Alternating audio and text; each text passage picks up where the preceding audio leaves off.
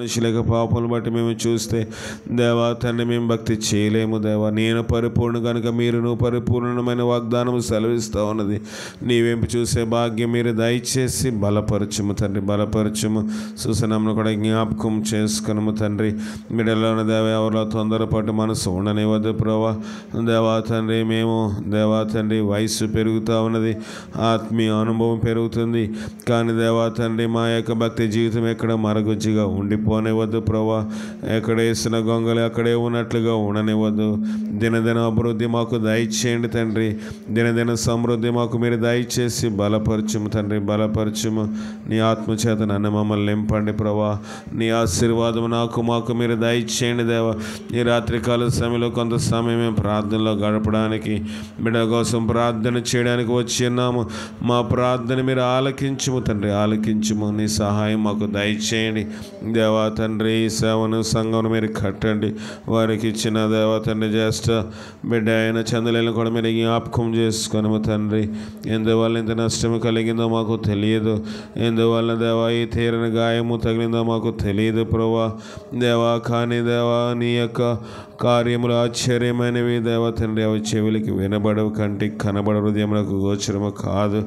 ఏదైనప్పటికీ మా జీవితంలో నువ్వు ఏది అనుమతించినప్పటికీ అది నీ చిత్తమే అని యోబు చెప్పినట్లుగా మేము ఆ రీతిగా లోబడే భాగ్యము మాకు అందరికీ మీరు దయచేయండి తండ్రి, బలపరచుము. నీ సహాయం దయచేయండి.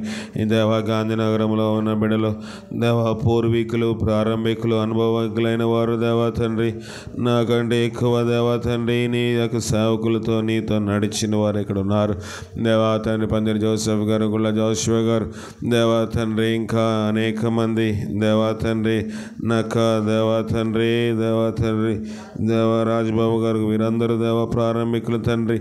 వారందరినీ మీరు జ్ఞాపకం చేసుకొని ప్రభా. దేవా తండ్రి బిడ్డలు కొంతమంది దేవాలు విడిచి వెళ్ళిపోయినప్పటికీ దేవ పరలోకంలో వెళ్ళిన బిడ్డలు మా కోసం విజ్ఞాపన చేస్తారని విశ్వసిస్తూ ఉన్నాము తండ్రి. నీ సహాయం మాకు దయచేయండి తండ్రి. ఆరమందనాల్లో ఉండిన ప్రేమ, ఐక్యత, సమాధానం మాకు దయచేయండి దేవా. అక్రమం విస్తరించడం చేత అనేకులు ప్రేమ చల్లారిపోనని వాగ్దానం సెలవిస్తూ ఉన్నది. అలాగ మా ప్రేమ చల్లారిపోనివద్దు దేవా. నీ వాక్యము ఎరిగి మేము చెడిపోనివద్దు, నీ గాయముల రేపనివద్దు ప్రభా. ఆ దర్శనం యొక్క భావం నీకు తెలుసు, ఆ దర్శనం యొక్క అర్థం మీకు తెలుసు, ఆ దర్శనం యొక్క సంపూర్ణ వివేచన నీకు ఎరిగిన వాడమై ఉన్నావు దేవా తండ్రి. మరణదోతలి కుటుంబం మీద ఏలుబడి చేస్తూ ఉన్నాయి దేవా. నువ్వు ముందుగానే హెచ్చరించినావు, నువ్వు ముందుగానే బయలుపరిచినావు, నువ్వు ముందుగానే దేవా తండ్రి మాకు దేవా విశదీకరించిన విధానముకై నీకు వందనములు తండ్రి. బలపరచుము దేవా తండ్రి. అయినప్పటికీ దేవా మేము ప్రార్థన చేయలేకపోయాము తండ్రి, ఉపవాసం ఉండలేకపోయినాము దేవా తండ్రి, సరి చేసుకోలేకపోయినాము తండ్రి, దిద్దుకోలేకపోయినాము దేవా తండ్రి. ఇంత అవంతరమైన మరణములు వచ్చినప్పటికీ ఇంకా మాలో భయం లేకపోతే దేవా తండ్రి నీతిమంతులు పునాదులు పాడైపోయి ఏమి చేయగలరని వాగ్దానం సెలవిస్తూ ఉంది. ఎవరు ఏమి చేయలేము కదా దేవా తండ్రి. దేవా ఎవరము దేవా ఏ ప్రార్థన, ఏ యొక్క ఘోష, ఏ కన్నీరు, ఏ ఉపవాసం రక్షించలేదు కదా. కనుక పునాది పాడైపోకుండా చూసుకునే భాగ్యం, చూసుకునే మెట్టు నాకు మా అందరికీ మీరు దయచేసి బలపరచుము. ఈ కుటుంబం కోసం గత సంవత్సరం కూడా ఉపవాసం ఉండి ప్రార్థన చేసి ఉన్నాం దేవా తండ్రి. ఆ ప్రార్థన నువ్వు జవాబిచ్చి బ్రతికించినావు. ఒక దినం ఇక్కడ స్తుతి కూటం పెట్టి ఉన్నాము తండ్రి. గృహ కోడికలు దేవా, స్తుతి కోడికలు ఎంత అవసరమన్నాయి. గృహంలోని సన్నిధి ఉండడం మాకు ఎంత ఆశీర్వాదకరము కదా దేవా. మేమైతే లోకంలో మనుషులను, బంధువులను, రక్త సంబంధులు పిలుస్తాము, కానీ దేవా వారిని భోజనం ఆహ్వానిస్తాము, కానీ సంఘమును దేవా తండ్రి నీ బిడ్డలను, నీ యొక్క దైవ జనాంగమును మేము దేవ మా గృహమునకు పిలిచి ప్రార్థన పెట్టించుకోలేకపోతా ఉన్నాము దేవా. ఖర్చు అవుతుందని ఆశ దేవా తండ్రి. ఒకవేళ ప్రియులు భయపడుతున్నారేమో, ఒకవేళ దేవా ద్రవ్యం ఖర్చు అవుతుంది, ధనం వేస్ట్ అవుతుంది ఎందుకు అని మనుషులు అనుకుంటున్నారేమో దేవా తండ్రి. దేవా ఇది డబ్బుతో కూడినది కాదు దేవా. హృదయమంతటితో నీకు మొర్రపెట్టినప్పుడు విడుదల ఇవ్వగలవు కదా. నీ సహాయము, నీ కాపుదల మాకు మీరు దయచేయండి, బలపరచుము దేవా తండ్రి. నీ ఆత్మచేత నన్ను మమ్మల్ని నింపండి ప్రభా. నీ ప్రభావం మహిమలు మాకు దయచేయండి. నోహ గారి కుటుంబాన్ని మీరు జ్ఞాపకం చేసుకుని తండ్రి, నీ ఆత్మచేత వారిని నింపండి ప్రభా. చేసిన ప్రార్థన ఎక్కడ పాపం శాపము కానివద్దు ప్రభా. నీ ఆత్మీయ మేలు చేత నన్ను మమ్మల్ని నింపండి, నన్ను మమ్మల్ని దర్శించండి దేవా. నీ కృప మాతో ఉంచండి ప్రభా, నీ కృప మాతో ఉంచండి. మమ్మల్ని ఎక్కడ మీరు విడిచిపెట్టే దేవుడు కాదు. మమ్మల్ని ఎక్కడ దేవా తండ్రి నువ్వు పారద్రోలే దేవుడు కాదు. మమ్మల్ని ఎక్కడ దేవా తండ్రి నువ్వు మమ్మలను చిన్నవారిగా చేసే దేవుడు కాదు కదా దేవా తండ్రి. నీ ఆత్మ మాతో ఉంచుము తండ్రి, ఉంచుము దేవా తండ్రి. నీ ఆత్మ దేవా తండ్రి మా మీద సంచారము చేయటకు సహాయము దయచేయండి దేవా తండ్రి. నీ ఆత్మ మా మీద సంచారము చేయటకు సహాయము దయచేయండి. నువ్వు లోకం ఎంతో ప్రేమించి ఉన్నావు, ఆ ప్రేమ దేవారు స్వతంత్రించుకునే భాగ్యము దయచేయండి దేవా చంద్రలీల అలాగే వారికి ఇచ్చిన బిడ్డలిద్దరిని మేరీ రోజని అలాగే ప్రభా దేవా జోసెఫ్ అనబడుచున్న బొబ్బని జ్ఞాపకం చేసుకుని మెడల మనుషుల దయందరూ వద్దులే భాగ్యము దయచేయండి. లోకము అశాశ్వతమైనది దేవా, లోకము వ్యర్థమైనది ప్రభు. లోక స్నేహము నీ దృష్టినికి వైరం అని వాగ్దానం సెలవిస్తూ ఉన్నది. లోకం యొక్క స్నేహము నుంచి విడుదల పొందే భాగ్యం కుమారుడికి మీరు దయచేయండి. లోక ఆశలు తీసివేయండి, లోక తలంపులు తీసివేయండి. అలాగే ప్రభా నా తండ్రి అలాగే ప్రేమలను జ్ఞాపకం చేసుకుని తన భర్తను స్త్రీని కూడా మారు మనసులోకి నడిపించము దేవా. భయంకరమైన దేవా ఉగ్రత నుంచి విడుదల చేసిన ఆయనను దేవా మనుషులు ఇంకా భయం రావటం లేదు. నువ్వు ఎలాగ భయాందోళన పుట్టించి నిద్ర పట్టకుండా చేసి నీ సన్నిధికి తీసుకురండి. మారు మనసు పొందే భాగ్యం ఆయనకి మీరు దయచేయండి ప్రభా. దేవా కుమార్తె వివాహమైంది, అల్లుడి ఇంట్లోనికి వచ్చాడు, జ్ఞానము కలిగి ప్రవర్తించాలని దేవా నూతన స్వభావం నేను పొందాలని గ్రహింప ఆయనకి మీరు దయచేయండి ప్రభా. దేవా తండ్రి దేవా ప్రేమలను కూడా జ్ఞాపకం చేసుకొని తగిన శక్తితో తగిన ఆత్మతో ప్రార్థించగలిగే తల్లిగా మీరు చేసి బలపరచము. నీ ఆత్మచేత నింపండి ప్రభా. బాల్యదినములంతో నీ సువార్తను నీ వాక్యమును దేవా నువ్వు పూర్వకంగాను క్రియాపూర్వకంగాను దేవా తండ్రి వారి జీవితంలో చూస్తారు కానీ దేవా తండ్రి వారి జీవితంలో ఎంతవరకు దాన్ని అన్వయించుకోవడం నాకైతే తెలియదు. మీరే జ్ఞాపకం చేసుకుని తన అల్లుడిని దేవా తండ్రి తన కుమార్తెను కూడా రక్షణ మారు మనసులోకి మీరు నడిపించము. నిజమైన అనుభవాలు సంపాదించుకునే భాగ్యం వారికి మీరు దయచేయండి.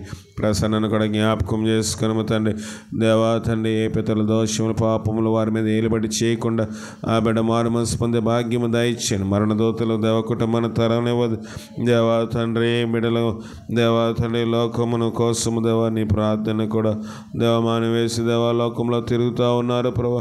వారి కాళ్ళకి సంఖ్యలు వేయండి ప్రభా తండ్రి.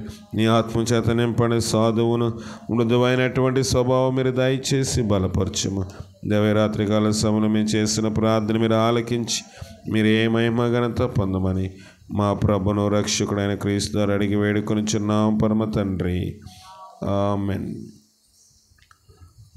ఆరాధన గీతంలో నుంచి ఒక పాట పాడుకున్న తర్వాత ఒక 10 నిమిషాలు వాక్యం చిన్న హెచ్చరికలు ఇచ్చి ముగిస్తాను. ఇది ఉపాస ప్రార్థన కనుక నేను ఎక్కువ సమయం వాక్యం చెప్పను, కానీ కొన్ని హెచ్చరికలు ఇచ్చి వాక్యం ముగిస్తాను. అపరాధిని యేసయ్య కృప చూపి బ్రోవమయ్య. ట్రిబుల్ పెంచాలి నన్ను. 71వ పాట 77.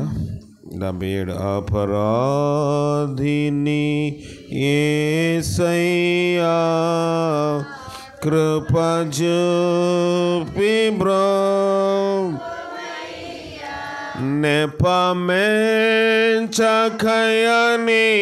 కృపలో అపరాధములను క్షమించు. అపరాధిని యేసయ్యా కృప చూపి సిలువాకు నిన్ను నెగొట్టి తిని తొలవాలతో చేరి తిని కలుషంబులను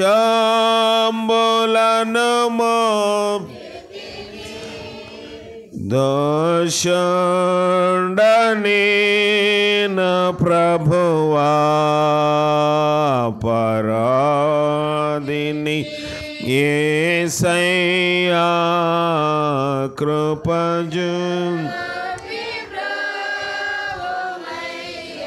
ప్రకాల బళ్ళె పోటు గ్రాకన పడచితి మిక్కిలి బాధించితిని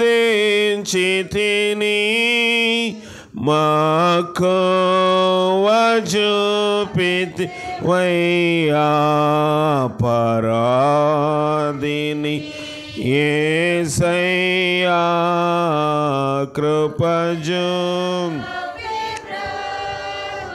5వ వచనం ఘోరంబుగా దొరితిని నేరంబులను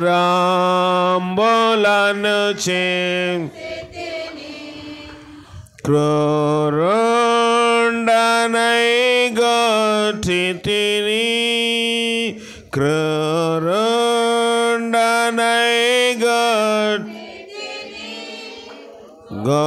ఘోరంపు పాపిని దేవా పరం యేసయ్యా కృప చూపి రక్షణ తెచ్చితివయ్యా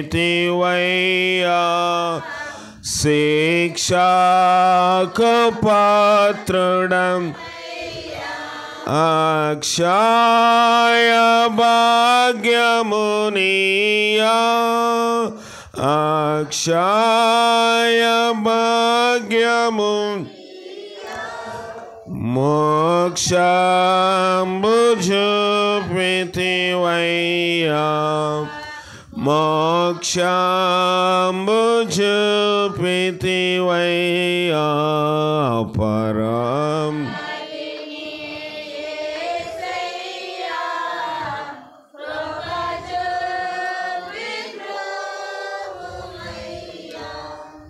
ప్రభువైన యేసుక్రీస్తు నామమున మీ అందరికీ వందనాలు. మొదటగా కొన్ని విషయములు మీతో మాట్లాడిన తర్వాత నేను వాక్యం చెప్తాను. దేవుని వాక్యం వినక ముందు ఈ కుటుంబం కోసము కొన్ని విషయములు మీతో మాట్లాడతాను. మరి మన యొక్క ప్రియ సహోదరు నోహా గారు దాదాపుగా అందరికీ పరిచయమే. కానీ కొంతమందికి వారి కుటుంబము జోగంపేటలో ఉన్న జీవితము తెలియకపోవచ్చు. అయితే మరి జోగంపేటలోని ఒక ప్రక్కన అంటే అప్పుడు చర్చి వెనక, ఇప్పుడు చర్చి ముందయింది, అది చర్చి వెనక ప్రక్కన నోహా గారు ఉంటే, ఇంటికి మరొక ప్రక్కన మన సహోదరులు డేవిడ్ రాజు గారు ఉండేవారు. చాలామందికి ఆ విషయాలు తెలీదు. అయితే మరి ఇంట్లోనే మాకు బంధువులు, రక్త సంబంధులు, స్నేహితులు ఎంతోమంది ఉన్నప్పటికీ ఈ 2 కుటుంబములు మాత్రమే మాతో ఉండేవి. మాకు వాళ్ళ కుటుంబంలో కానివ్వండి, మా కుటుంబంలో కానివ్వండి, రక్త సంబంధులు, బంధువులు, స్నేహితులు, వారి గృహాలు మాకు పరిచయం లేదు.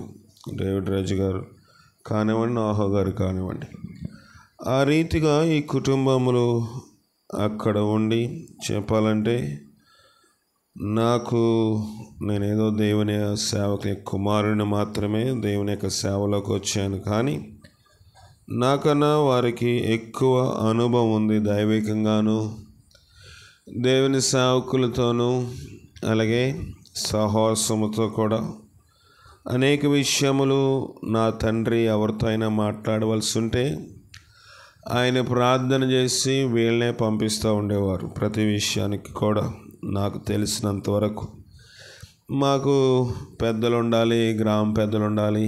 ఈ కష్టం వస్తే వాళ్ళు మాట్లాడాలి, ఈ బాధ వస్తే ఈయనైతే పలుకుబడి ఉంది కనుక ఈయన మాట్లాడితే బాగుంటుందని ఎన్నడూ మా నాయన అనుకునేవారు కాదు. ఏదైనా సమస్య వస్తే వాళ్ళని పిలిచేవారు, ప్రార్థన చేసేవారు. తమ్ముడా, పలానా దిక్కున ప్రతి సమస్య గృహంలో కొన్నిసార్లు ఆ సమస్యలు మాకు తెలియవు, కొన్నిసార్లు మా తల్లిగారికి కూడా తెలియని సమస్యలు, తెలియని సేవ జీవితంలో అనుభవములు నాయన వారితో పంచుకొని ప్రార్థనాపూర్వకంగా వారికి ఏదైనా ప్రదేశములకు ఎంత అర్ధరాత్రి అయినా వెళ్ళమంటే వెళ్ళి వచ్చేవారు. ఆ రీతిగా వారు భక్తి నేర్చుకున్నారు. ఇప్పుడు కొన్ని పరిస్థితులను బట్టి, కొంత శరీర బలహీనతను బట్టి, వారు కొంత ఆర్థిక స్థితులను బట్టి చూసేవారికి లోకంలో లోకుగా కనబడవచ్చు. కానీ చేసిన భక్తి, చేసిన ప్రార్థన ఇక్కడ ప్రతిఫలం కొన్నిసార్లు మనం పొందలేకపోవచ్చు, కానీ పరలోకంలో ఆ ప్రతిఫలం ఉంటుంది. కనుక కొన్నిసార్లు నేను వాళ్ళని నాకన్నా ఎక్కువగా గౌరవిస్తూ ఉంటాను, మాట్లాడుతూ ఉంటాను, అనేక విషయంలో వారితో పంచుకుంటూ ఉంటాను.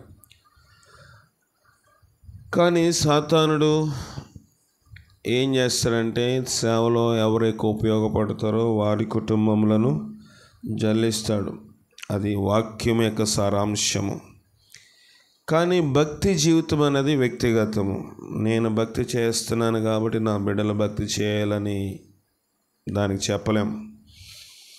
బైబిల్లోని మనం ఎవరిని చూసినా, బైబిల్లో ఎవరిని మనం పరిశీలనలోకి తీసుకున్నా, తల్లిదండ్రులు భక్తిపరులు కనుక బిడ్డల భక్తిపరులని అన్ని దిశల్లో అది సాధ్యము కాలేదు. భక్తి జీవితము వ్యక్తిగతమైనది. బిడ్డలకు వేయవలసిన పునాది వేయడమే మన యొక్క ముఖ్య ఉద్దేశము. భక్తిలోని వేసిన తర్వాత, ఒక వయసు వచ్చిన తర్వాత వాళ్ళు నిర్ణయాలు, వారి యొక్క అలవాట్లు, వారికి ఉండే దాన్ని బట్టి వాళ్ళు వెళ్తూ ఉంటారు. అది వారికి, వారి దేవునికి వారు లెక్క అప్పగించుకోవాలి. బైబిల్లో భక్తులు దావీదును చూస్తాము. దావీదును చూస్తే దావీదు యొక్క కుమారులు ఎవరు కూడా రాజ్య పరిపాలన చేయడానికి దేవుడు ఏర్పాటు చేసుకోలేదు. దావీదు భక్తిపరుడే, దావీదు నీతి గలవాడే, కానీ బిడ్డలు ఎవరు ఆ రీతిగా లేరు. కొట్లాట్లతో, కలహములతో వారు జీవించారు. కనుక భక్తి జీవితంను బట్టి, భక్తి యొక్క ప్రార్థన జీవితంలో వాళ్ళ బిడ్డలు ఎలాగున్నారు, వీళ్ళ బిడ్డలు ఎలాగున్నారు అని మనము ఎవరిని ఎన్నడూ తీర్పు తీర్చకూడదు. భక్తి అనేది వ్యక్తిగతమైనది. భక్తి అనేది మన యొక్క నడవడిని బట్టి ఆధారపడి ఉన్నట్లుగా మనం చూస్తాం. కానీ మరి కొన్ని విషయంలో కొన్ని అవాంతరములు కలిగినప్పుడు అనేక మంది అనేక తీర్పులు తీర్చవచ్చు. బైబిల్లో కూడా ఒక పుట్టుగుడ్డివాడిని తీసుకొచ్చారు దేవుని దగ్గరికి. ప్రభా, వీడి గుడ్డివాడే పుట్టుటకు వీడి పాపం చేశాడా, వీడి కన్నవారు పాపం చేస్తారని అడిగారు. ఆ ప్రశ్న నాకు చాలా నవ్వు వస్తుంది. ఎందుకంటే వీడు కన్నవారు పాపం చేస్తాడు అని అనొచ్చు, కానీ వీడు పాపం చేస్తాడని అడగకూడదు. ఎందుకంటే వాడు పుట్టుకతోటే గుడ్డోడు. కొంతకాలం అయిన తర్వాత వాడు గుడ్డోడు అయ్యాడు అనుకోండి, వీడేదో పాపం చేస్తాడు అనొచ్చు. లోకము నాలికలోని ఎముక ఉండదు, నరాలు ఉంటాయి కానీ ఎముక ఉండదు. కనుక ఎలాగ మాట్లాడుతుంది. నాలిక జారే స్థలంలో ఉంది కనుక ఉట్నే జారిపోద్ది మాటలో. మనం ఎప్పుడు జారుతాము? గచ్చు మీద నీళ్ళుంటే కాళ్ళు జారుతుంది. నాలిక ఎప్పుడు నీరు ఉంటుంది, నాలిక చుట్టూ కనుక జారుతూ ఉంటుంది. కనుక ఎవరి విషయము ఎవరము మనం తీర్పు తీర్చకూడదు. మన బిడ్డలు ఎలాగున్నారో, నేను ఎలాగున్నాను కాదు, కానీ అంత్యం వరకు సహించువాడే రక్షించబడను. నేను భక్తి చేస్తే నాకు, మీరు భక్తి చేస్తే మీకు. నేను చేసిన ప్రార్థన, భక్తి ఒకవేళ మిమ్మల్ని మార్చొచ్చు, మార్చకపోవచ్చు. డాక్టర్ గారు మంచివాడు అనేంత రానే రోగులందరికీ జబ్బు తగ్గుతుందా? రోగి కూడా పచ్చం చేయాల కదా. రోగి కూడా ఆ ట్యాబ్లెట్లు టైంకి వేసుకోవాలి. బాబు అన్నం తింటున్నావు కానీ మాంసాలు అయితే తినొద్దు, కారం, ఉప్పు, మసాలా తగిలించొద్దంటే మానేయాలి.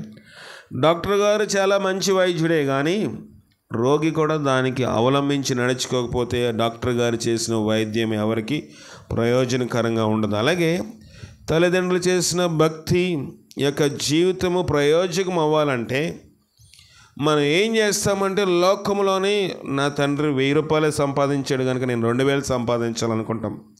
కానీ ఆత్మీయ జీవితం వచ్చేసరికి ఆత్మీయ జీవితంలో నా తండ్రి ఎంత భక్తి చేసి ఏం సంపాదించాడులే, నేనేం సంపాదించగలను అని మన ఆత్మీయ జీవితంలో పైమెట్టేసుకోగాని క్రిందకు వెళ్ళిపోవడానికి చూస్తాం. కనుక ఆత్మీయ జీవితం అనేది ఎవరిది వాళ్ళ వ్యక్తిగతము.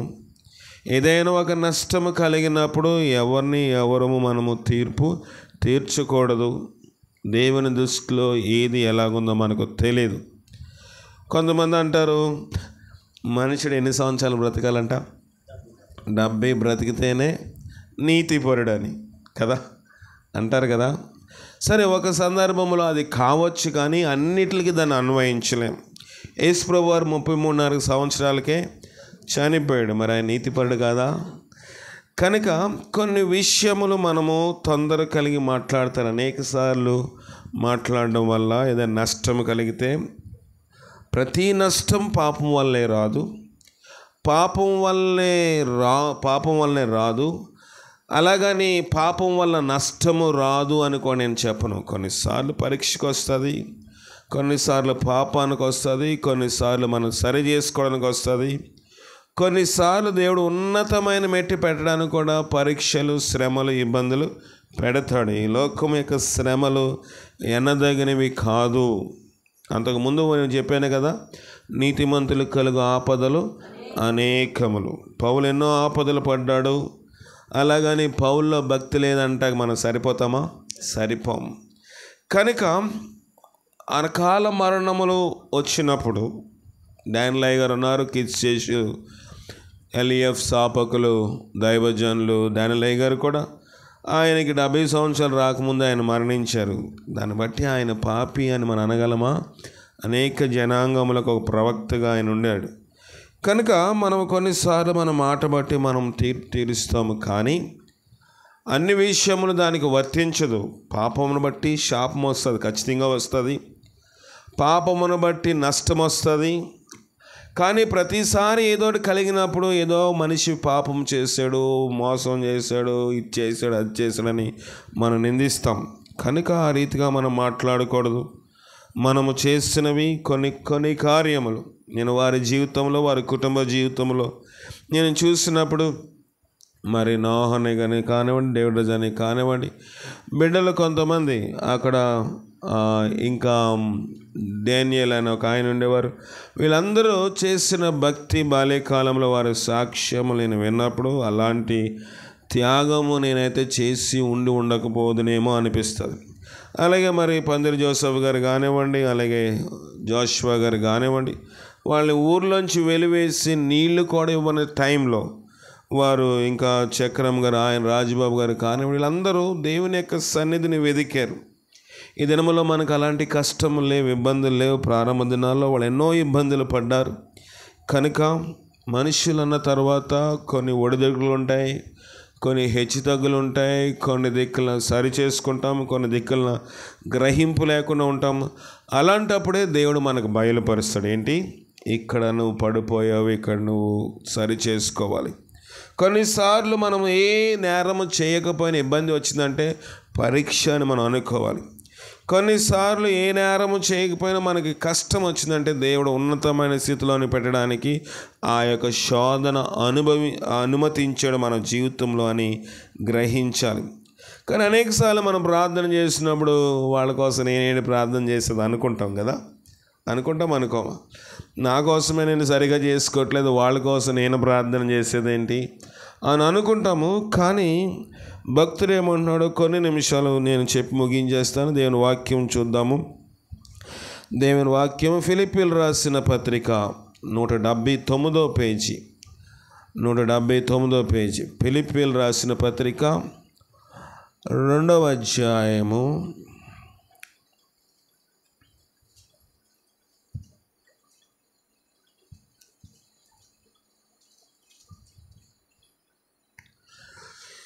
2 179 కొత్త నిబంధన 179 2వ అధ్యాయం 25వ వచనం చదవండి. మరియు నా సహోదరుడును జత పనివాడును నా తోటి యోధుడును నీ దూతయు నా అవసరమునకు కొంచెం ఉపచరించిన వాడనైనా ఎపఫ్రోదీతును మీ యొద్దకు పంపుట అగత్యమని అనుకొంటిని. అతడు రోగి ఆయనని మీరు వింటిరి గనుక అతడు మిమ్మల్ందరినీ చూడమిగులు అపేక్షించగలవాడై విచారపడుచుండెను. నిజముగా అతడు రోగి అయి చావునకు సిద్ధమై ఉండెను గాని దేవుడు అతనిని కనికరించెను. అతను మాత్రమే కాక నాకు దుఃఖం మీద దుఃఖము కలుగకుండుటకై నన్ను కనికరించెను. జాగ్రత్తగా వినండి. ఇక్కడ ఒక మనుషుడున్నాడు, ఎపఫ్రోదీతు, పౌలుతోటి జత పనివాడంట. ఏమంటున్నాడంటే, ఫిలిప్పీల సంఘమునకు అతని మీ దగ్గరికి పంపించాలని నేను ఎంతో అపేక్ష గలవాడనై ఉన్నాను. నేను అగత్యం అంటే ఖచ్చితంగా అవసరమని అనుకున్నాను. అతడి రోగి అయినని మీరు వింటిరి గనుక అతడు మిమ్మల్ని అందరినీ చూడ మిగిలిన అపేక్ష గలవాడై విచారపడుచుండెను. ఏమంటున్నాడు? ఇతడు రోగి ఎలాగున్నాడంట, చచ్చిపోయేంత రోగం వచ్చింది ఇతనికి. అయితే అతన్ని దేవుడు బాగు చేసిన తర్వాత ఏమనుకున్నాడంటే, ఫిలిప్పీ సంఘాన్ని అంతటినీ చూడాలనుకుంటున్నాడంట. అయితే 27వ వచనము, నిజముగా అతడు రోగి అయి చావునకు సిద్ధమై ఉండెను గనుక దేవుడు అతనిని కనికరించెను. దేవుడు అతన్ని కనికరించాడంట. అతని మాత్రమే గాక నాకును దుఃఖం మీద దుఃఖము కలగకుండుటకై నన్ను కనికరించెను. కొన్నిసార్లు మనం అనుకుంటాము నా భక్తి వలన, నా ప్రార్థన వలన, నా విశ్వాసం వలన, నా జీవితం వలన నేనేమయ్యాను, బాగుపడ్డాను, స్వస్థపరచబడ్డాను, ఆరోగ్యం వచ్చిందని. కానీ ఇక్కడ మనం చూసినట్లయితే, ఇక్కడ మనం పరిశీలించినట్లయితే అతడు ఎవరంటే పౌలు కూడా దుఃఖపడకుండా నిమిత్తము దేవుడు ఎవరిని కనికరించాడంట, ఎపఫ్రోదీతును కనికరించి అతని బ్రతికించాడు. సంఘము అంతా దుఃఖపడకుండా ఉండాలి అంటే, సంఘము మనం అనుకుంటాము అతను ఉంటే ఏంటి, అతను లేకపోతే ఏంటి, ఆమె ఉంటే ఏంటి, ఆమె లేకపోతే ఏంటి సంఘంలో అనుకుంటాము. ప్రభు ఒక వ్యక్తి విషయమై ఎంత దీర్ఘశాంతము గలవాడుగా ఉంటాడో అనేకసార్లు మనం వింటాము. అతని పేరు యోధా ఇస్కరియోతు. యోధా ఇస్కరియోతు విషయంలో దేవుడు మొట్టమొదటి నుంచి అతడు ఎలాంటి వాడంట? యోధా ఇస్కరియోతు చెప్పండి. దొంగ. ఎక్కడ దొంగతనం చేసేవాడు? డబ్బు సంచిలోంచి చందా పట్టేవాడు. ఎవరు? యోధా ఇస్కరియోతు. డబ్బు సంచి అతని దగ్గర ఉన్నది. ప్రభు లెక్కలేమి అడగట్లేదు.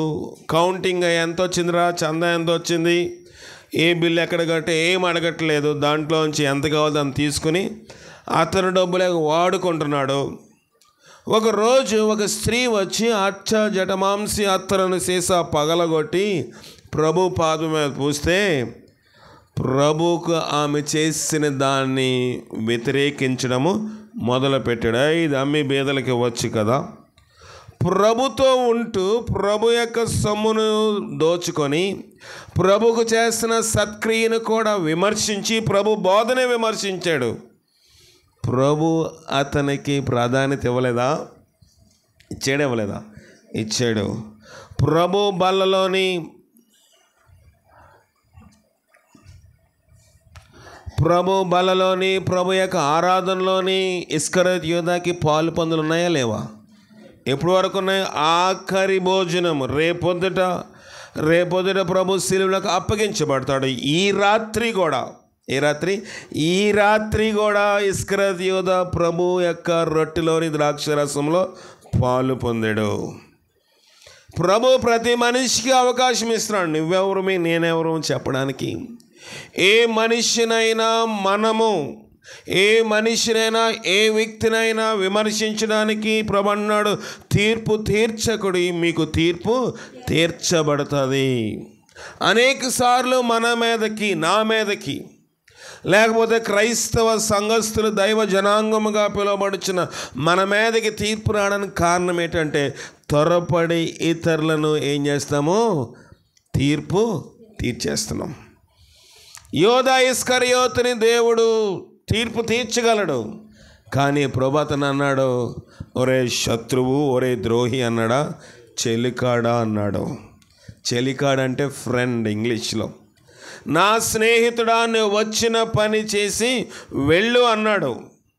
అతనికి ఏం చేయడానికి వచ్చాడు? ప్రభుని అమ్మడానికి వస్తే, ఒరే చూసావా పేతురు, వీడు చూసావా, వాడు ఎలాగ చేస్తున్నాడు చూసావా, అతనికి డబ్బు సంచి ఇచ్చాను, అతని దాంట్లో దోసుకున్నాను, ఏ రోజు అడగలేదు, ఇంత చేసినా వీడు డబ్బు ఆశించలేదు, నన్నే అప్పగించాలనుకుంటున్నాడు అని పేతురు తానుంటే పేతురు ఏం చేసేవాడు చెప్పండి? వెంటనే చెవు నరికేసేవాడు పేతురు. అవునా కదా? పేతురికి ఉన్న గుణం ఏంటంటే చెవు నరికేసే గుణం. చెప్పాను కదా పేతురికి ఎందుకు గుణం వచ్చిందని. పేతురు చేపల వ్యాపారి. చేపలు చేసేవాళ్ళు మొదట ఎక్కడికి నరుకుతారు? చెవు శంకు తీసి, శంకుల తర్వాత మిగతా అన్నీ చేస్తారు. కనుక మామూలు మిగతా మనుషులైతే పొట్టలో పొడుస్తాడు కోపం అంటే, లేకపోతే పేక మీద నరుగుతాడు, లేకపోతే కాళ్ళు ఎరగొడతాడు. కానీ పేతురు చేపలు పట్టే వ్యాపారము, చేపల వృత్తిలో ఉన్నాడు. కనుక పేతురు మొట్టమొదట ఏం చేశాడంటే ప్రధాన యాజకుడి శిష్యుని చెవు నరికాడు. చేపలాగా వలిసేద్దాం అనుకొని ఉంటాడు పేతురు. అలాంటి విధానముగా పేతురు, ఆ రీతిగా పేతురు గురించి పేతురికి ప్రభు చెప్పి ఏదైనా చేయవచ్చు. కానీ ఇస్కరియోతు యోధాకి దేవుడు ఆఖరి నిమిషం వరకు అవకాశము ఇచ్చాడు. ఆఖరి నిమిషంలో కూడా ప్రభు యొక్క ప్రక్కనే ఆయనను కూర్చుండబెట్టాడు. నువ్వు నేను ఎవరు చెప్పండి? లోకంలో వర్షం పడుతుంది, ప్రభు నమ్ముకున్న వారు ఒకరికి వర్షం పడుతుందా? కాదు కదా. ఆ భూలోకం అంతటి మీద ఆయన వర్షము కురిపిస్తున్నాడు. లోకమందంతటి మీద ఆయన వర్షము కురిపిస్తూ ఉన్నాడు. కనుక మనం గ్రహించవలసింది ఏంటంటే కొన్నిసార్లు నష్టము కలిగినప్పుడు, ఎవరికైనా మన మీద నష్టము కలిగితే పరలోక ప్రార్థనలో దేవుడు నేర్పించిన మొట్టమొదటి ఉద్దేశం ఏంటంటే, పరలోక ప్రార్థన దేవుడు చెప్పింది ఏంటంటే, మేము మా ఎడల అపరాధములను, ఇంకొక దగ్గర అంటాడు, మేము మా రుణస్థులు క్షమించు ప్రకారము పరలోకమందున్న తండ్రి మా రుణములను, మా అపరాధములను క్షమించును. మనము క్షమించకపోతే దేవుడు మనకు క్షమించడు. మనము తీర్పు తీస్తే దేవుడు మనకి కూడా తీర్పు తీర్చుతాడు. ఇంకొకటి ఏంటంటే క్రైస్తవ జనాంగంలో ఉన్న తప్పుడు ఆలోచన ఏంటంటే, ఏదైనా ఒక తప్పు, ఏదైనా ఒక నేరము, ఏదైనా ఒక పాపం ఎవరి గురించైనా కానివ్వండి, లోకంలో కానివ్వండి, సంఘములో కానివ్వండి, కుటుంబంలో కానివ్వండి, భార్యాభర్తల మధ్య కానివ్వండి, తల్లిదండ్రుల బిడ్డ మధ్యలో కానివ్వండి, ఏదైనా ఒక తప్పు తెలిస్తే ఏం చేస్తాము? ప్రార్థన చేస్తామా? వెంటనే వెళ్ళి ఇంకొకళ్ళు చెవులో దాన్ని ఊదేయాలి. అలాగ చేసాడు ఒకడు మనుషుడు బైబిల్లోని. ఎవరతను? నోవాహు యొక్క కుమారుడు. నోవాహు నూరంతల ఫలము పొంది, ఆశీర్వాదం పొంది, ద్రాక్ష తోటలు వేస్తే దేవుడు అతను దీవిస్తే నోవాహు ఏం చేశాడు? బాగా కొంచెం ఎక్కువ ద్రాక్షరసం రుబ్బుకొని గ్రైండ్ చేసుకొని మిక్సీలో వేసి జ్యూస్ చేసుకుని తాగాడు. తాగిన తర్వాత ఏమొచ్చింది? నోవాహుకి మత్తు వచ్చింది. మత్తు వచ్చిన తర్వాత ఎంత మత్తుడయ్యండో బట్టలన్నీ ఊడిపోయి. ఎవరికి? నోవాహుకి. నోవాహుకి బట్టలు ఊడిపోతే ఒక కుమారుడు అటు వెళ్తున్నాడు పక్క గదిలో నుంచి.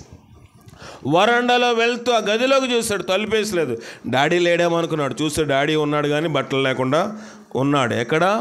అతని ఇంట్లోని చూసి నోటి మీద చేసుకుని బయటికి పరుగుబడిని వచ్చాడు.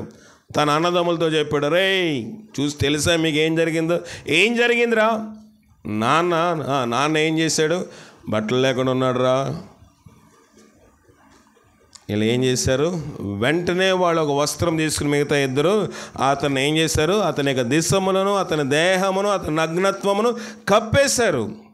ఇతడు అందరికీ చెప్పాడు కదా, అంటే ఎక్కువ మందికి కూడా చెప్పాడు, తన అన్నదమ్ములకే చెప్పాడు. అందువలన కనాను దాసుడైపోయాడు.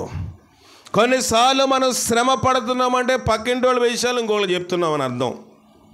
కొన్నిసార్లు మనం శ్రమ పడుతున్నామంటే ఇంట్లో ఏదో చెడు కార్యము ఇతరులకి ప్రసారము చేస్తున్నామని అర్థము.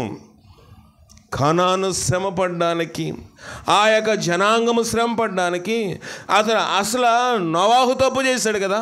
నోవాహు తప్పు చేసి నోవాహుకి ఏం శిక్ష రాలేదు. ఆ తప్పు చూసి 10 మందికి ప్రసారం చేసిన వాడికి శిక్ష పడ్డది. అది బైబిల్ యొక్క సారాంశము. తీర్పు మనము తీర్చకూడదు. చెడుగును చూసినప్పుడు, ఆ అపిత్రతను చూసినప్పుడు, అవిధేయతను చూసినప్పుడు, అక్రమము చూసినప్పుడు ప్రేమ అనేకమైన దోషాలు ఏం చేస్తుందంట? కప్పుతుంది. ప్రేమ లేనప్పుడు ఇతరులకి మనం దాన్ని ఏం చేస్తాము? వెల్లడిపరుస్తాం. అనేక సార్లు మన మీదకి శాపం రావడానికి కారణం ఏంటంటే, నీకేం జరిగిందో తెలుసా? ఫలానా దిక్కున ఫలానా ఆమె ఇలాగా. నీకేం తెలిసిందో తెలుసా? ఫలానా దిక్కున ఫలానా ఆయన ఇలాగా, ఫలానా వాడేలాగా, అక్కడ ఇతను దొంగతనం చేశాడు, అతను ఇలాగ చేశాడు, ఆమె ఇలాగ చేసింది, అది ఇలాగ చేశాడు అని చెప్పడం ద్వారాగా నీవు నేను అనుకుంటాము మనం గొప్పవాళ్ళమని. దానివల్ల తీర్పు మన మీద, మన కుటుంబం మీద మెండుగా వస్తూ ఉంది. క్రైస్తవులకు ఉండకూడదు అదే. ప్రభు అన్నాడు, మీ సహోదరుడు మీ మీద పాపము చేస్తే ప్రభు ఎన్నిసార్లు క్షమించాలి? 1 సారా, 2 సార్లు, 10 సార్లు నడితే ప్రభు అన్నాడు 70 ఏళ్ల మట్టు కంటే జీవితాంతం అతను ఏం చేయాలంట? క్షమించాలి. మనం అంటే ఎంతకాలం తట్టుకోవాలండి? 1 రోజా 2 రోజా? జీవితాంతం ఇతని స్థితి ఇంతే కదా, ఆమె స్థితి ఇంతే కదా, అతను అలాగే కదా అని మనం అనుకుంటున్నాం. ప్రభు అన్నాడు, అంచు వరకు సహించువాడే రక్షించబడతాడు. నేను 10 సార్లు సహించుకున్నానంటే కుదరదు. నేను 100 సార్లు సహించుకున్నానంటే కుదరదు. ఫలానా వ్యక్తి విషయం ఎంతకాలం సహించుకున్నానంటే నా ఊపిరినంత వరకు నేను సహించుకున్నాను. ఉందా మనకి ఆ జీవితము? ఇక్కడ పౌలు రాస్తా ఉన్నాడు, అతడు చావడానికి సిద్ధమై ఉన్నాడు కనుక నేనునో దుఃఖపడతానని. దేవుడు ఆ దుఃఖము కలగకుండా నిమిత్తం ఏం చేశాడంట? మమ్మల్ని తప్పించాడు. 2 రాజుల గ్రంథము చదవండి. 2 రాజుల గ్రంథము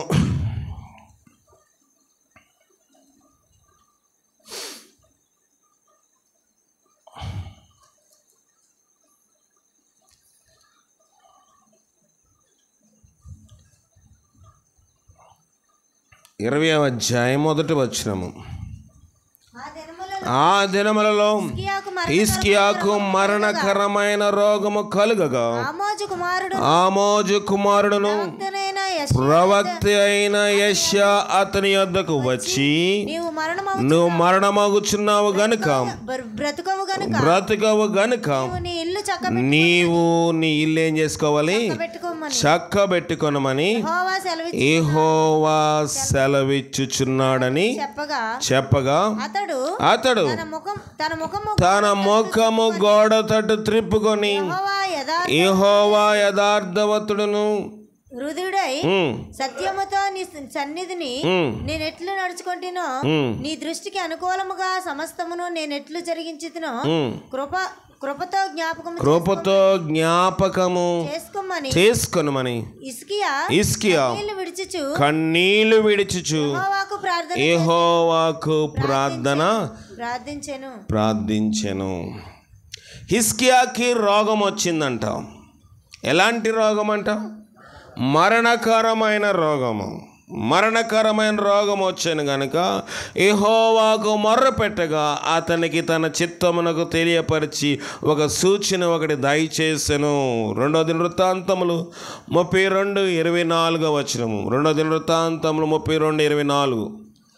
32:24 చదవండి. 2 దినవృత్తాంతం 32:24. రాజుల తర్వాత ఉంటుంది వృత్తాంతం. 2 దినవృత్తాంతం 32:24 చదువు. ఆ దినముల్లో హిజ్కియా రోగి అయి మరణ దశలో ఉండెను. అతడు యెహోవాకు మొర్ర పెట్టగా దేవుడు హిజ్కియాకి తన చిత్తమును తెలియపరిచి అతనికి సూచన ఒకటి దయచేసి. ఇంకొక వచనం కూడా ముగించి చూద్దాము. యెషయా 38:1. యెషయా 38:1. యెషయా 38:1 చదవండి. ఆ దినముల్లో హిజ్కియాకు మరణకరమైన రోగము కలుగగా ప్రవక్తయు ఆమోజు కుమారుడైన యెషయా అతని యొద్దకు వచ్చి, నువ్వు మరణమవుచున్నావు, బ్రతుకు గనుక నీ ఇల్లును చక్కబెట్టుకొనమని యెహోవా సెలవిచ్చునని చెప్పగా అతడు తన ముఖమును గోడ తట్టు త్రిప్పుకొని. సరిపోతుంది. ఏం చెప్పాడు భక్తులందరూ? నువ్వు బ్రతకవు, చచ్చిపోతావు కనుక ఏం చేయమన్నారు? ఇల్లును చక్కబెట్టుకో. ఇల్లు చక్కబెట్టుకోవడం అంటే ఏంటి?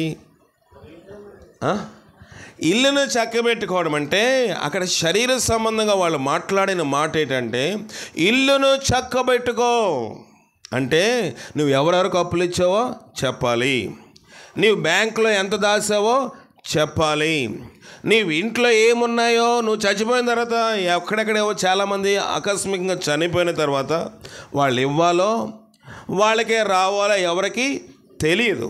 ప్రభు ఏమంటున్నాడు ఇక్కడ? హిజ్కియాతో నీకు మరణకరమైన రోగం వచ్చింది, బ్రతుకు కనుక ఇల్లంతటినీ చక్కబెట్టుకో. అంటే నీ బిడ్డలు పెళ్లి చేయవలసిన పెళ్లి చేయి, నువ్వు పిల్లలకు అప్పగింతలు చేయవలసి అప్పగింతలు చేయాలి, నీ భార్యకి చెప్పాల్సింది చెప్పాలి, నీ ఎవరికైనా రుణం ఉంటే చెప్పాలి, నీకెవరైనా డబ్బులు ఉంటే చెప్పాలి.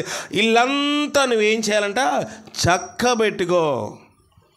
చక్కబెట్టుకోమంటే ఇప్పుడు వెళ్ళిపోయి హిజ్కియా ఎక్కడెక్కడ డబ్బులు ఉన్నాయి, బ్యాంకులో ఎంత ఉంది, ఎల్ఐసి ఎక్కడ ఉంది, అన్నీ తీసుకొచ్చి పెట్టుకున్నాడా? పెట్టుకోలేదు. ఎక్కడికి వెళ్ళాడంట? గోడ తట్టు తిరిగాడు. హిజ్కియా ఎవరు చెప్తున్నారు ఆ మాటలు చక్కబెట్టుకోమని? ప్రవక్తను ఆమోజు కుమారుడు యెషయా చెప్తా ఉన్నాడు. దేవుని సేవకుడే చెప్తున్నాడు, నువ్వు బ్రతకవురా అంటే నేనెందుకు బ్రతకూడదు? నేను ప్రభువుతో నేను వాదిస్తాను, ప్రభుతో నేను పెనుగులాడుతాను, ప్రభుతో ప్రార్థన చేస్తాను. ఇప్పుడు యాకోబుకి ఒక మరణ భయం ఉందా లేదా? ఎవరు చంపేస్తారంట? అన్నగారు చంపేస్తారు. అంతకుముందు ఒకడే తరిమాడు. ఎవరిని? అంతకుముందు యాకోబుని అన్నొక్కడే తరిమాడు, వెళ్ళిపోయాడు. వెళ్ళిపోయిన తర్వాత యాకోబు ఎక్కడున్నాడు? తన ఇంట్లో ఉన్నాడు. ఇంట్లో ఉంటే ఇంట్లో ఎక్కడ? తన మామగారు ఇంట్లో ఉన్నాడు. అతనికి తండ్రికి ఆస్తుంది, అతని తండ్రి ఇస్సాకు ఆస్తుంది, తన తాతకు ఆస్తుంది. కానీ యాకోబు ఉద్యోగం ఏంటి? పేడగాళ్ళు తీస్తున్నాడు. ఎక్కడ? మామగారింటి దగ్గర. అంత ఆస్తుండి అంతస్తులుండి పేడకాళ్ళు ఎందుకు తీస్తాడంటే మరణ భయం ఉంది. ఇప్పుడు మరణ భయం ఉన్నప్పుడు కానీ అతనికి ఇంటి మీద కొంచెం మమకారం పుట్టి ఎలాగైనా ఇంటికి వెళ్ళిపోవాలి, ఎంత చేసినా మా మామగారు తెల్లారులైతే ఆ మేకగొదులు తీయాలి, గొర్రెలు శుభ్రం చేయాలి, అది శుభ్రం చేయాలి, ఇంతే నా బ్రతుకు అనుకున్నాడు. ఇంటికి ప్రయాణమే. వెళ్ళిపోతే మధ్యలో ఉండగా వార్త వినబడింది, ఎవరో ఏశావు 400 మందితోటి వస్తున్నాడంట. అంతకుముందు ఒక్కడనే జయించలేక వెళ్ళిపోయాడు. ఇప్పుడు 400 మంది జయించగలడా? జయించలేడు, మరణం అయిపోతాడు. కనుక ఆ రాత్రి ఒక్కడే మిగిలిపోయాడు. తన భార్యను బిడ్డలందరినీ ఏ రేవు దాటించాడు? హెబోకు రేవు దాటించేశాడు. యాకోబు తెల్లవారులు పెనుగులాడాడు, ప్రార్థన చేశాడు. ఆశీర్వాదం లేదా యాకోబు దగ్గర? ఉంది. శరీర సంబంధమైన ఆశీర్వాదం ఉంది. యాకోబు ఏది పట్టుకుంటే అది ఆశీర్వాదము. పొడలి అంటే పొడలే వస్తున్నాయి, సారలేనంటే సారలే వస్తున్నాయి. అన్నీ యాకోబు బట్టి దీవెన పొందింది. కానీ ఆ రాత్రి అన్నాడు, ప్రభువా నీవు నన్ను ఆశీర్వదిస్తేనే కానీ నిన్ను పోనేను. ప్రార్థన ఉందా మనకు? అలాంటి ప్రార్థన. దేవుని ఆశీర్వాదము చూసే వరకు దేవుని పట్టుకుని ప్రార్థన చేయలేం. ఏదైనా లోకంలో కావాలంటే, ఏదైనా మనకి కావాల్సిన స్కీమ్ రాలేదంటే, ఏదైనా ఉద్యోగం రాలేదంటే, ఏదైనా పెన్షన్ రాలేదంటే, గవర్నమెంట్ సంబంధించిన ఏమైనా రాలేదనుకోండి, రోజు పంచాయతీ ఆఫీసు తిరుగుతామా తిరగమా, ఈ సేవకు తిరుగుతాం, మండల ఆఫీస్ తిరుగుతాం, అన్నీ తిరుగుతాం, మంచిదే. కానీ అదే విషయంలో దేవుని దగ్గర మనం పెనుగులాడుతున్నామా? యాకోబు పెనుగులాడాడు, అంతకుముందు లోక సంబంధంగా పెనుగులాడాడు, ఏమీ ప్రయోజనం లేదు. ఒక్కడి నుంచి తప్పించుకొని వెళ్ళిపోదాం అనుకున్నాడు. ఒక్కడిని తప్పించుకుంటే 400 మందితో వస్తున్నాడు. ఏమీ చేయలేక ప్రభుని ఆశ్రయించాడు. ఎంతసేపటి వరకు అంట? తెల్లవారిపోతుంది. ప్రభు అంటున్నాడు, నన్ను పోనీ అంటే, నువ్వు నన్ను ఆశీర్వదిస్తేనే కానీ నిన్ను పోనేను. నువ్వు పోనేవా? అయితే నేను గట్టిగా కొడతానన్నాడు దేవుడు. తొడ గూటి మీద కొట్టాడు, నరము పక్కకి వెళ్ళిపోయి గట్టిగా అది వేలాడుతూ ఉంది తొడంతా. అయినప్పటికీ నీ ప్రభు ఆశీర్వదించే వరకు, ఎంతవరకు అంటే అతని పేరు ఇశ్రాయేలుగా చేసే వరకు యాకోబు ప్రార్థన చేశాడు. ఈ దినములో మనకు ప్రార్థన లేకపోవడం వల్ల నష్టములు, కష్టములు, ఇబ్బందులు మనం చూస్తున్నాం. కొన్నిసార్లు లేనిపోయిన విషయంలో అక్కడ సమాచారం ఇక్కడ సమాచారం అక్కడ చెప్పడం వల్ల కొన్నిసార్లు శాపాలు చూస్తున్నాం. కొన్నిసార్లు ఇతరులకు తీర్పు తీర్చి మనం శాపం చూస్తున్నాం. కానీ ఇసుక వెళ్ళి ఇంటి దగ్గరలో లోపలికి వెళ్ళి ఇల్లుని చక్కబెట్టుకుని అవి చేసుకుని, సరే నేను వెళ్ళిపోవాలి అని వాళ్ళందరినీ కొడుకుని పట్టుకుని, కూతుర్ని పట్టుకుని, భార్యను పట్టుకుని గట్టిగా ఏడవలేదు. ఎవరి తట్టు చూసేటంట? గోడ తట్టు, ప్రభు తట్టు చూశాడు. గోడ తట్టు చూచి ఏడ్చాడు. చెప్తున్నాడు, ప్రభా, నా భక్తి కార్యములన్నీ ఇలా చేశాను కదా, నీ దగ్గర నిందారహితుడుగా బ్రతికాను, నా భక్తి కార్యములు ఇవి, నా నీతి కార్యములు ఇవి, నేను ఎందుకు చచ్చిపోవాలి, నాకు ఎందుకు ఈ మరణం రావాలని రోషముగా అడిగినప్పుడు దేవుడు అతని ఆయుష్ని ఏం చేశాడు? పొడిగించాడు. లోకంలో మనం దేవునితో పెనుగులాడాలి. మందులు వేసుకుంటే ఆరోగ్యం రావచ్చు, శక్తి రావచ్చు, కానీ మరణము తప్పించిన ప్రభైన యెహోవా వశము. ఈ రాత్రికాల సమయంలో ప్రభు ఈ కుటుంబంతోనే కాదు, ఈ వాక్యవంతుని మీతో కాదు, మనందరితో దేవుడు మాట్లాడుతున్నాడు. ఏ కష్టమే, మరణమైన రోగమే కాదు, లోకంలో కష్టము కాదు, వేదన కాదు, ఏదైనా కాదనివ్వండి, మనము దేవునితో పోరాడినప్పుడు యాకోబు వలె దేవుడు ఆశీర్వాదిస్తేనే కానీ నిన్ను పోనేని. ఎంతసేపు ప్రార్థన చేస్తే మనది కాదు, ప్రార్థనకు జవాబు ఉన్నదా లేదా అది కావాలి. గంట సేపు ప్రార్థన చేసాను ప్రయోజనం లేదు, తెల్లవాళ్ళు ప్రార్థన చేసాను ప్రయోజనం లేదు. ఎంతవరకు ప్రార్థన చేయాలంటే దేవుడు జవాబు ఇచ్చే వరకు ప్రార్థన చేయాలి. ఇక్కడ ఫిలిప్పీలకు రాస్తూ అంటున్నాడు, ఎపఫ్రోతుకి ఎంతవరకు అంట? అతను మరణమైపోయి చచ్చిపోతాడు అన్నప్పటికీ కూడా అతడు బ్రతికేంతవరకు సంఘము, పౌలు అందరూ ప్రార్థన చేశారు. దేవుడు వారి ప్రార్థన ఆలకించి ఏం చేశాడు? అతన్ని బ్రతికించాడు. మన ప్రార్థన బట్టి ఈ కుటుంబానికి దీవెన ఉండాలి. వాళ్ళ కుటుంబానికే కాదు, మనం ప్రార్థన చేస్తే మనకి కూడా ఏమొస్తుంది? దీవెనే వస్తుంది. మీ యొక్క శత్రువుల నిమిత్తము కూడా దేవుడు ఏమన్నాడు? ప్రార్థన చేయండి. మనకైతే మనకు అంత మంచిగా వాళ్ళ కోసం ప్రార్థన చేస్తాం, మన విరోధుల కోసం మనం ప్రార్థన చేయము. మనం ఎవరి కోసం ప్రార్థన చేయాలంటే యెరూషలేము యొక్క క్షేమము కోసం ప్రార్థన చేయండి. యెరూషలేమా, నిన్ను ప్రేమించేవారు వర్ధిల్లుతారు. కొన్నిసార్లు మన ఇల్లే నా భర్త, నా భార్య, నా బిడ్డలు, నా కుటుంబం, అంతే ప్రార్థన ఉంటుంది. యెరూషలేము కోసం ఎప్పుడైనా ప్రార్థన చేస్తామా? యెరూషలేములో యుద్ధములు అవుతున్నాయి. యెరూషలేము మహారాజు యొక్క పట్టణము, అందులో దేవుని యొక్క దేవాలయం ఉన్నది. ఇశ్రాయేలు ప్రజలు కష్టపడుతున్నారు, ఇశ్రాయేలు ప్రజలు యుద్ధపడుతూ ఉన్నారు. ఆత్మీయ యెరూషలేము కోసం ప్రార్థన చేయాలి. శరీర సంబంధమైన యెరూషలేము నిమిత్తమే కూడా మనం ప్రార్థన చేయాలి. అనేకసార్లు మనం వదిలేదంటే మనం అంటాం, ప్రభా నా దేశం బాగోవాలి, నీ దేశం గురించి ప్రార్థన చేయదని బైబిల్ చెప్పట్లేదు. మీపై నాయకుల కోసం ప్రార్థన చేయమని మన దేశం కోసం ప్రార్థన చేస్తాం, మన గ్రామం కోసం ప్రార్థన చేస్తాం. కానీ యెరూషలేము కోసము, యెరూషలేము దేవుని మహారాజు యొక్క పట్టణం, అది అక్కడ దేవుని దేవాలయం ఉన్న స్థలము. ఆది అపోస్తుల పైన దేవుని ఆత్మ కుమ్మరించినప్పుడు, యాజకులపై దేవుని ఆత్మ కుమ్మరించినప్పుడు యాజకులు తేజోమహిమకి ఏమి లేకపోయారంట? నిలవలేకపోయారు. ఆ ప్రాంతము కోసం ఎవడైనా ప్రార్థన చేసావా? ఇక నుంచి అయినా ప్రార్థన చేయని, ప్రభువా యెరూషలేము యుద్ధముల్లో ఉంది, ఇశ్రాయేలు ప్రాంతము ఘోరమైన ఇబ్బందులు పడుతూ ఉన్నారు. ఇశ్రాయేలు జనాంగమును దేవుడు ఏర్పాటు చేసుకున్న జనాంగము, దేవుడు 12 గోత్రములు ఏర్పాటు చేసుకున్న జనాంగము. వారు శాపము చేసిన, ఇబ్బందులు పెట్టిన, వాళ్ళు ఎలాగ జీవించినా మళ్ళీ వారిని సరిచేసి దేవుడు పరమ కానానులో వారిని చేర్చాడు. నీవు అది శరీర సంబంధమైన యెరూషలేము, ఆత్మ సంబంధమైన యెరూషలేము అనగా దేవుని జైవ జనాంగం కోసం, దేవుని సంఘముల కోసం, దేవుని విశ్వాసుల కోసం మనం ప్రార్థన చేయాలి. తర్వాత మన కోసం ప్రార్థన చేసుకోవాలి. మనం ఏం చేస్తాం? ప్రభువా నేను నేను నేను, లేకపోతే నా కుటుంబం, నా భర్త, నా భార్య, ఇంతే ప్రార్థన ఉంటుంది. దా ప్రార్థనలో ఎదుగు ఉండదు, బదుగు ఉండదు. అక్కడ వాక్యం అదే చెప్తా ఉంది, యెరూషలేమా నిన్ను ప్రేమించువారు వర్ధిల్లుతారు. మనం వర్ధిల్లలేకపోవడానికి కారణము యెరూషలేం కోసం ప్రార్థన చేయాలి. ఆత్మీయ యెరూషలేం కోసం ప్రార్థన చేయాలి. శరీర సంబంధం యెరూషలేం కోసం ప్రార్థన చేయాలి. మన విరోధుల కోసం ప్రార్థన చేయాలి. మన సంఘ బిడ్డల కోసం ప్రార్థన చేయాలి. ఎవరైనా నేరం చేస్తే ఇతరులకు వారు చెప్పకూడదు. ఎవరైనా దోషము చేస్తే వారి గృహంలో జరుగుతున్న అక్రమ కార్యం గురించి ఇతరులకు దుష్ప్రచారం చేయకూడదు. మరి ముఖ్యముగా తీర్పు కూడా తీర్చకూడదు. అలాగ లేకుండా ఉన్నట్లుగా పరిశుద్ధ ఆత్మశక్తి మనకు సహాయం చేసి కాపాడుగా ప్రార్థన చేసుకుందాం. మన మధ్యలో ఉన్న డేవిడ్ రాజు గారు ఆఖరి ప్రార్థన చేస్తారు.